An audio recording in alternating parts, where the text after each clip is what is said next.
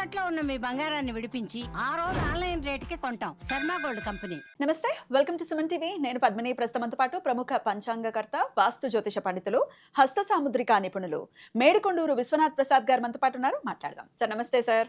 ఓం మాతాపితృగురుభ్యో నమః. నమస్కారం. గణపతికి సంబంధించినటువంటి 32 రూపాయలలో కొన్ని రూపాయల గురించి మీరు చెప్తున్నారు. 32 రూపాయల గురించి కూడా తెలుసుకోవాలనుకుంటున్నాం మేము. తరుణ గణపతి ఏమిటి? తరుణ గణపతి అంటే, అలాగే తరుణ గణపతి ఆరాధన చేస్తే ఎటువంటి ఫలితాలు ఉంటాయి, ఎలా చేయాలి, ఏ మంత్రంతో చేయాలి, ఇవన్నీ ఒకసారి చెప్తారండి? మనకున్న 32 గణపతి రూపాల్లో మొట్టమొదటి రూపం బాలగణపతి, అంటే చిన్నగా ఉన్న చిన్న పిల్లవాడు గణపతి రూపంలో ఉన్నది.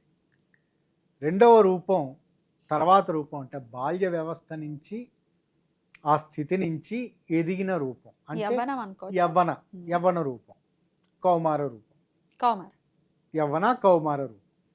ఈ తత్వాన్ని తరుణ అనే పదానికి అర్థం యవ్వన స్థితిలో ఉన్నవారు, కౌమార స్థితిలో ఉన్నవారు. అటువంటి తత్వం కలిగిన రూపం తరుణ గణపతి. అయితే ఆ గణపతి చాలా అందంగా ఉంటారేమో. ఖచ్చితంగా వయసులో ఉన్నవారు ఎవరైనా అందంగా ఉంటారు కదా, సహజంగా అందంగా ఉంటారు. ఇందులో ఎందుకు ఈ తరుణ గణపతి అనే తత్వాన్ని ఆరాధించాలి అని అనుకున్నప్పుడు, ఒకటి యవనావస్థలోకి ఎంటర్ అవుతున్న ప్రవేశిస్తున్న ఆడగాని మగ కానీ వారికి హార్మోన్లకు సంబంధించిన తేడాలు ఉండటం, పర్యావరణం, వాళ్ళకున్న ఎన్విరాన్మెంట్, చుట్టుపక్కల ఉన్న విషయాలలో వారి అవగాహన వాళ్ళు ఆ సమయంలో ఏర్పరచుకుంటూ ఉండటం, మిగతా వాళ్ళకంటే తామే గొప్పవారు అనే భావనలోకి రావటం, అదే సమయంలో ఆ యవ్వనంలో ఉన్న సమయంలోనే తల్లిదండ్రులకి ఏమీ తెలియదు, వారికంటే నాకు ఎక్కువ సబ్జెక్ట్ తెలుసు, వారికంటే జీవితం అంటే సరైన అటువంటి సలహాలు ఇస్తూ ఉంటారు. మీకేం తెలియదు, పెట్టుబడి పెట్టడానికి సంబంధించి ఏమీ తెలియదు, 100% ఇటువంటి సలహాలు ఇస్తూ ఉంటారు. రెండవది, మిగతా వారికంటే తామే ఉన్నత స్థాయిలో ఉన్నాము, తాము చెప్పే టీచర్ల కంటే మాకే సబ్జెక్ట్ ఎక్కువ తెలుసు, సహజంగా కామెంట్స్ చేస్తూ ఉంటారు కదా కాలేజీల్లో వీటిల్లోనూ. ఆ లెక్చరర్ గారికో లేకపోతే ఎవరికో ఆయన పూర్తిగా ఏమీ తెలియదు, ఆయన చెప్పేది ఒక్క ముక్క అర్థం కాదు, ఆయన కంటే నాకే ఎక్కువ తెలుసు అనే భావనలో ఎక్కువ మంది కామెంట్ చేస్తూ ఉంటారు. ఇది ఒక అవలక్షణం కూడా. ఎందుకంటే ఒకరి మీద ప్రతి ఒక్కరిని కించపరుస్తూ అని తక్కువగా చూస్తున్న తత్వంలో, అదే ఉదాహరణకి కాలేజీలో చదువుతున్న వాళ్ళకి ఆ పరిస్థితి ఉంటే ఏం చేస్తారు, వాళ్ళు టీచర్స్ చెప్పేది లెక్చరర్స్ చెప్పేది వారు పూర్తిగా వినరు, వాళ్ళ సొంత మార్గంలోనే వెళ్తూ ఉంటారు. దాని తర్వాత ఎప్పుడూ ఎదురు దెబ్బలు తగిలి పరీక్షలు ఫెయిల్ కావటం, ఇటువంటి పరిస్థితుల తర్వాత తత్వం బోధపడుతుంది. యవ్వనంలో ఉన్నప్పుడు మరొక రాంగ్ స్టెప్స్ ఏది ఇస్తుంటారు, దురలవాట్లకి దగ్గర కావటం. దురలవాట్లకు దగ్గర కావటం అంటే అందులో ఒకటి పారవశ్యతకు సంబంధించిన దురలవాట్లు కావచ్చు, లేదా మరొక రకంగా వేరే అలవాట్లు కావచ్చు. అంటే కొన్ని సందర్భాల్లో ఈ మధ్య కాలంలో చూస్తున్నది ఆన్లైన్ గేమ్స్, అటువంటి వాటికి ఎడిక్ట్ కావటం, లేదా కొన్ని సందర్భాల్లో మత్తు పదార్థాలకి ఎడిక్ట్ కావటం. మూడవది ఫాల్స్ అట్రాక్షన్స్కి లోను కావటం, ఆపోజిట్ సెక్స్ సంబంధించి ప్రేమ స్నేహం వంటి విషయాలకు సంబంధించి ఇన్ఫాక్చుయేషన్ అనేది అప్పుడే స్టార్ట్ అవుతూ ఉంటుంది అదే సమయం. ఇటువంటి లక్షణాలు యవ్వన స్థితిలో సహజంగా ప్రతి మనిషి ప్రతి ఒక్కరు ఎదుర్కొంటుంటారు, కొద్దో గొప్ప ఇటువంటివన్నీ. కానీ వాటిలో కూరుకుపోయిన సందర్భాలలో, అంటే ఇక్కడ ప్రాథమికంగా 2 సంవత్సరాల్లో ఇంటర్మీడియట్ కంప్లీట్ చేయాలి, 4 సంవత్సరాలైనా పూర్తి కాదు, లేదా డిగ్రీ బీటెక్ బిఈ లాంటివి 4 సంవత్సరాల్లో పూర్తి చేయాలి, కానీ అది ఎన్నిసార్లు చేస్తున్నా అది పూర్తి కాదు, ఎన్ని సంవత్సరాలు జరుగుతున్నా. ఇటువంటి తీవ్రమైన జాప్యతలు చోటు చేసుకున్న సందర్భాలలో, లేదా ఉద్యోగానికి సంబంధించి ప్రయత్నం చేస్తూ ఉన్నారు, పరీక్షల వరకు బాగా ప్రిపేర్ అవుతున్నారు, కానీ పరీక్షలకు అటెండ్ కారు. ఆ సమయానికి కొన్ని సందర్భాల్లో కొంతమందిని చూస్తూ ఉంటాం, వాళ్ళు చెప్పే చాలా ఆశ్చర్యకరంగా ఉంటుంది. వాళ్ళు పరీక్షకి అటెండ్ అయిన తర్వాత బయటకు వచ్చిన తర్వాత అడుగుతూ ఉంటారు కదా, సహజంగా పెద్దవాళ్ళు అడుగుతూ ఉంటారు, ఎలా రాశారు అని. రాశాను, ఎన్ని మార్కులకి పాస్ కావాలో అన్ని ప్రశ్నలకే సమాధానం రాశాను, మొత్తం వచ్చు కదా, చదువుకొని వెళ్ళావు కదా అని.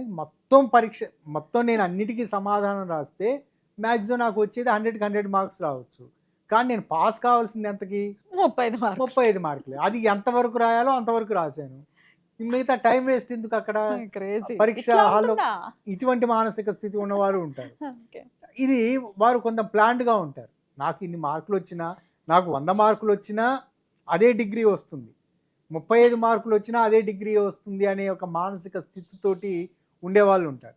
దానివల్ల ఏమిటంటే భవిష్యత్తులో ఎక్కడైనా పోటీ పడుతున్న సన్నివేశాల్లో వాళ్ళకి ఎన్ని మార్కులు వచ్చాయి ఏమిటనేది వాళ్ళు స్క్రూటినీ చేస్తున్న సందర్భాల్లో వీరు వెనకబడి ఉంటారు. ఆ తత్వం బోధపడేది ఎప్పుడంటే అనుభవంలోకి వచ్చిన తర్వాత. ఇది ఇటువంటి లక్షణాల నుంచి బయటపడటానికి, అంటే దురలవాట్ల నుంచి లేదా మిగతా లక్షణాలు, మిగతా కౌమార స్థితిలో ఉండే లక్షణాలు, ఆన్లైన్ గేమ్స్ లాంటివి కావచ్చు, లేదా మిగతా దురలవాట్ల నుంచి బయటపడటానికి యవ్వన స్థితిలో ఉన్న గణపతిని పూజించటం వలన త్వరతగతిన వారికి జ్ఞానోదయం అవుతుంది, బయటపడతారు అనేది ఒక ప్రధానమైన నమ్మకం, ఫలితం ఉంటుంది. అయితే ఈ అంటే బ్యాడ్ హ్యాబిట్స్ అనే టాపిక్ వచ్చింది కాబట్టి మా భర్తలు ఇట్లా తాగుడికి బానిస అయిపోయారండి, వాళ్ళు మారాలి అనుకున్న పక్షంలో కూడా తరుణ గణపతి ఆరాధన ఖచ్చితంగా ఉపయోగపడుతుంది. భార్యలు చేస్తే అది వారి వయసు 36 సంవత్సరాల లోపల ఉంటే, అంటే యవ్వన స్థితిలోనే ఉన్న సందర్భంలో అప్పుడు మాత్రం 36 సంవత్సరాలు దాటిన తదుపరి నుంచి వారు మధ్య వయస్కులుగా మనం పరిగణలోకి తీసుకోవాలి. అప్పుడు మనం ఈ స్టేజ్ లో ఉండే గణపతి ఉపయోగపడదు. ఓకే, కాబట్టి యవ్వనంలో ఉండే గణపతికి కొంచెం ఒకవేళ 40 ఏళ్ళు అలా ఆ వయసు దానికి మరొక పద్ధతి ఉంటుంది, అది దారుణ గణపతి అంటారు. అది వివరిస్తాను. ఇందులో ఈ గణపతి తత్వానికి సంబంధించి మీరు అనుకున్నట్లుగా దురలవాట్ల నుంచి బయటపడటానికి మొట్టమొదటి అవసరమైంది ఆ వ్యక్తికి ఆ సంకల్పం ఉండాలి. కానీ పిల్లలు ఇప్పుడు అంత యవ్వనంలో ఉన్న పిల్లలు డెఫినెట్ గా మాట వింటారా అంటే అది ప్రశ్నార్థకమే. ఖచ్చితంగా ఇందాకే మీరు వివరించారు కదా, తల్లిదండ్రులు మరి చేయొచ్చా సన్మార్గంలోనే పిల్లలు? తల్లిదండ్రులు యవ్వనంలో ఉన్న పిల్లల విషయంలో వారి గురించి చేస్తున్నప్పుడు అనుకూల ఫలితాలు ఉంటాయి. మీరు రెండవది అడిగారు కదా, భర్త గురించి భార్యలు చేస్తూ ఉండటం అనేది. అందులో భర్త అతను అనుకోవాలిగా, మొట్టమొదట నేను మానుకోలేని స్థితిలో ఉన్నాను, ఇది మానుకుంటే నా కుటుంబ స్థితి బాగుంటుంది, మా ఆవిడని చక్కగా, మా భార్య బిడ్డని చక్కగా చూసుకోవచ్చు, నేను దీన్ని బానిసయ్యాను, దీని నుంచి బయటపడాలి అని ఏదో క్షణంలో అతనికి అనిపిస్తూ ఉంటే అటువంటి సమయంలో చేసినట్లే. అది ఉదాహరణకి పేకాట కావచ్చు, అంటే జోద క్రీడ కావచ్చు, బెట్టింగ్ కావచ్చు, లేదా ఇటువంటి ఇది కావచ్చు. ఇటువంటివి అలాగే పరస్త్రీ వ్యామోహం గురించి కూడా చెప్పండి సార్, దానికి ఉపయోగపడుతుందా? పరస్త్రీ వ్యామోహానికి సంబంధించి పెళ్లి అయిన వారికి అయితే ఇది ఉపయోగపడదు. పెళ్లి కాని వారికి, అంటే యవన వ్యవస్థలో ఆ అవస్థలో ఉన్న వారికి పరస్త్రీ వ్యామోహం అని కాదు కదా, అది ఇంకా వ్యామోహం, స్త్రీ వ్యామోహం. స్త్రీ వ్యామోహం అంటే పరస్త్రీ అంటే మరొకరి భార్యని ఉద్దేశం. పరస్త్రీ అంటే ఆ విధంగా కూడా అర్థం చేసుకోవచ్చు. యవన వ్యవస్థలో ఉన్నప్పుడు ఇటువంటి ఆకర్షణలు వాటి నుంచి బయటపడటానికి అప్పుడు కూడా ఇది ఉపయోగపడుతుంది. కాబట్టి ఇటువంటి తత్వానికి సంబంధించి వాళ్ళంతట వాళ్ళు రియలైజ్ అయ్యి బయటపడాలని అనుకున్న సన్నివేశాలలో వారు సొంతంగా చేసుకోవటం, సహజంగా టీనేజ్ పిల్లలు కానీ అంతకంటే కొంచెం వయసులో ఇది కానీ వాళ్ళంతటా వాళ్ళు అనుకునే అవకాశాలు ఉన్నాయి, వారి తల్లిదండ్రులు కోరుకునే పరిస్థితులు ఉంటాయి. అటువంటి సన్నివేశాల్లో వారు గణపతికి సంబంధించి ముడుపు కట్టుకొని, ఎలా ముడుపు కట్టుకోవడం మనం సహజంగా ఏదైనా శుభకార్యాలు చేస్తూ ఉన్నప్పుడు వీటన్నిటికీ గణపతికి కొన్ని ప్రాంతాల్లో మీది కట్టడం అంటారు, కొన్ని ప్రాంతాల్లో గణపతికి ఉండ్రాళ్ళు పోయటం అని చెప్తూ ఉంటారు. వాళ్ళ ప్రాంతాలకు సంబంధించి రకరకాల పేర్లతోటి ఉన్నప్పటికీ అల్టిమేట్గా అది గణపతికి ముడుపు కట్టుకోవటం, ఒక పసుపు గుడ్డ తీసుకొని అందులో కొంచెం బియ్యము ఇటువంటివి వేసి కొంచెం డబ్బులన్నీ వేసి వారి కుటుంబ సాంప్రదాయాలు అనుగుణంగా వారి కోరిక చెప్పుకొని, ఆ కోరిక ఏమిటంటే నేను నాకు మా పిల్లలకి సంబంధించో లేదా వారి జీవిత భాగస్వామికి సంబంధించో ఇటువంటి అనుకూలతలు రావాలి అని కోరుకొని గణపతి దగ్గరలో వారి ఇంట్లో ఉన్న గణపతి పటానికి దగ్గరలో అది పెట్టుకొని నిష్టగా ముందు అన్ని విధాలుగా చెప్పినట్లుగా 48 రోజులు ప్లస్ 48 రోజులు 2 పర్యాయాలు రోజుకు 108 సార్లు చొప్పున ఈ మంత్రాన్ని చదువుకుంటున్న సన్నివేశంలో వారి ఖచ్చితంగా మొదటి 21 రోజుల్లోనే గుణం కనపడుతుంది, అంటే మార్పు అనేది కనపడుతుంది. అది వారికి ఎవరంతటా వారు చేసుకుంటున్నట్లయితే, తమని తాము సంస్కరించుకోవాలి అనే ఆలోచనతోటి ఉన్నవారు చేసుకున్నట్లయితే 21 రోజుల్లోనే మారుతారు. Right. లేదా మారటానికి అసైలమ్స్ లాంటివి, అంటే ఇప్పుడు డ్రగ్ అడిక్షన్ సెంటర్స్ ఇటువంటివి ఉంటాయి కదా, రీహాబిలిటేషన్, వాటికి సంబంధించి వారు వెళ్ళటం, వారి ఇష్టపూర్తిగా అందులోకి వెళ్ళటం అనేది జరుగుతుంది. కాబట్టి ఆ మంత్రాన్ని వివరిస్తాను. తప్పకుండా. సింపుల్గా ఓం తరుణ గణపతయే స్వాహ. ఇందులో ప్రత్యేకమైన బీజాక్షరాలు, గమ్ ఇటువంటివి ఏవి అవసరం లేదు. ఇది చేసుకుంటే చాలు. అది సంకల్పం చెప్పుకుంటూ. ఇందులో గరికతోటి చేసిన సందర్భాలలో ఇంకా ఎక్కువ ఫలితాలు ఉంటాయి. ఇలా కాకుండా హవన ప్రక్రియ, ముందు ఎపిసోడ్స్లో వివరించినట్లుగా హవన ప్రక్రియ ఇటువంటివి చేస్తూ ఉన్నప్పుడు, అంటే హోమానికి సంబంధించి తరుణ గణపతికి సంబంధించి హోమం చేస్తారు. అది ఒకసారి చేస్తే సరిపోతుంది.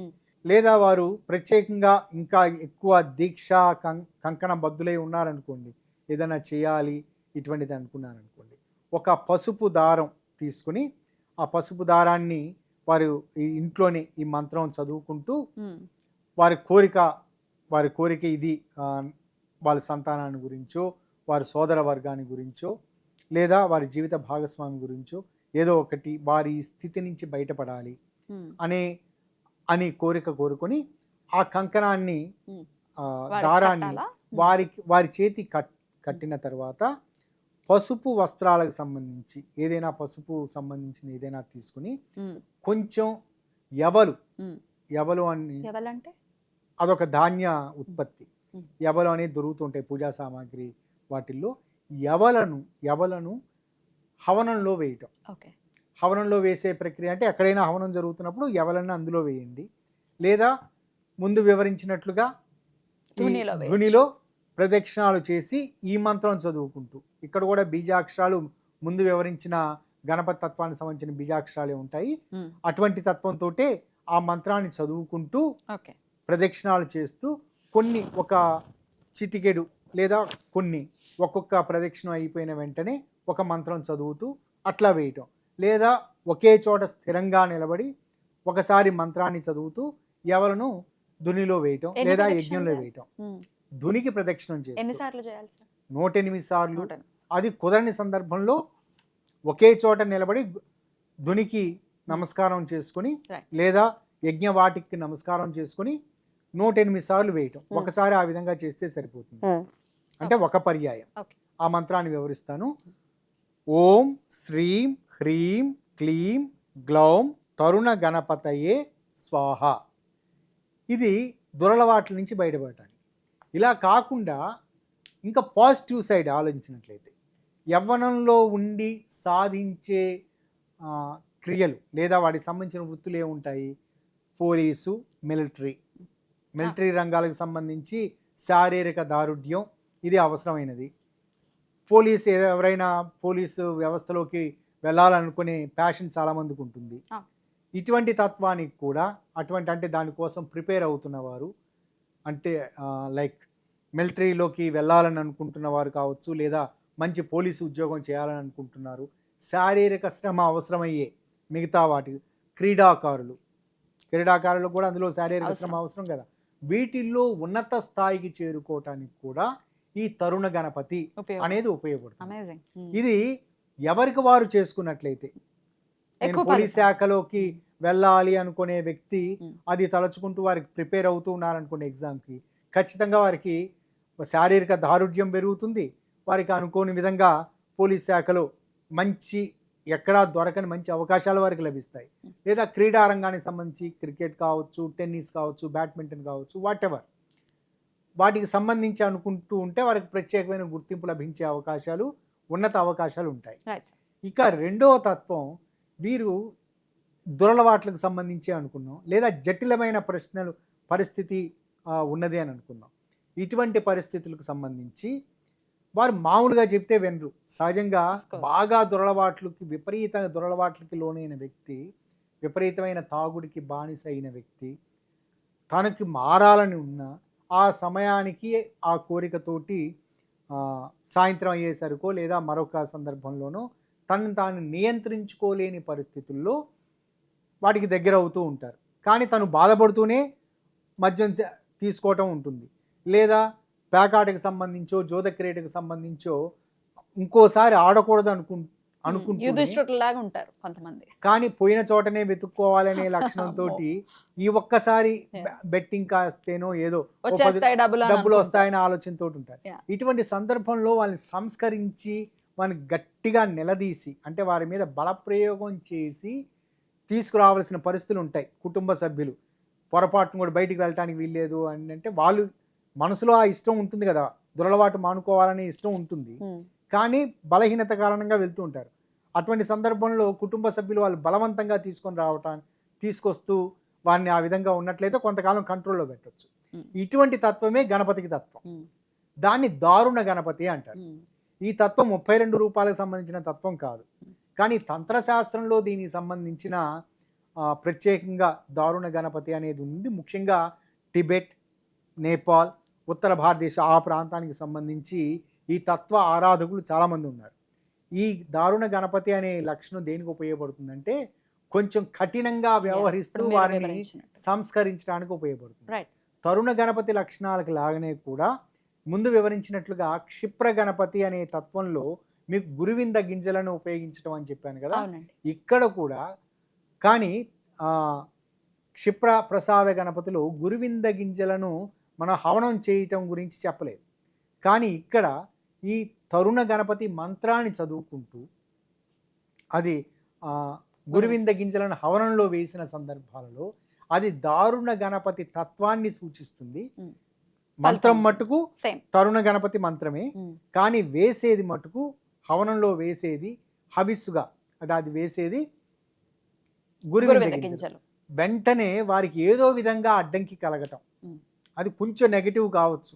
అంటే ఏదైనా ఒక చిన్న దెబ్బ తగిలి ఈ సమయానికి వెళ్ళలేని పరిస్థితి, డ్రింక్ చేయడానికి వెళ్ళలేని పరిస్థితి, దానికంటే ఇది బెటర్ అనుకుంటాం. కొంచెం ఏదో కాలు బెనకటం కాబట్టి వెళ్ళలేని పరిస్థితి, లేదా సమయానికి అక్కడికి వెళ్ళటానికి అక్కడ సదుపాయాలు లేకపోవటం, లేదా పేకాటకి వెళ్ళటానికి అనుకోని విధంగా ఏదో ఒక అడ్డంకులు రావటం, ఇటువంటివన్నీ ఉంటాయి చూసారా. ఈ విధంగా కొంచెం మనిషిని కష్టపెట్టి వారిని సంస్కరించే పద్ధతికి దారుణ గణపతి ఉపయోగపడుతుంది. Right sir. అదే ఇప్పుడు హోమానికి ఏదైతే మంత్రం చెప్పారో అదే చేసుకోవాలి. ఇదే మంత్రాన్ని తరుణ గణపతికి ఏదైతే ఉపయోగించామో అదే మంత్రం, కానీ అందులో ఉపయోగపడేది వేసేది గురువింద గింజలను వేసి చేయండి, ఖచ్చితంగా మంచి ఫలితాలు ఉంటాయి. అమేజింగ్ సార్, చాలా అద్భుతంగా వివరించారు సార్. జనరల్గా ఏ సబ్జెక్ట్ చెప్పినా చాలా డెప్త్ అనాలిసిస్తో చెప్తుంటారు, కానీ గణపతుల గురించి చెప్పినప్పుడు మాత్రం ఇంకాస్త ఎక్కువ అద్భుతంగా చెప్తారని అనిపిస్తుంది. గణపతి అంటే మరి మీకు ఏమైనా ప్రత్యేకమైన ఇష్టమో ఏంటో తెలియదు, కానీ చాలా చాలా కృతజ్ఞతలు. ఇవన్నీ మన వాళ్ళకు ఉపయోగపడేటటువంటి అంశాలు.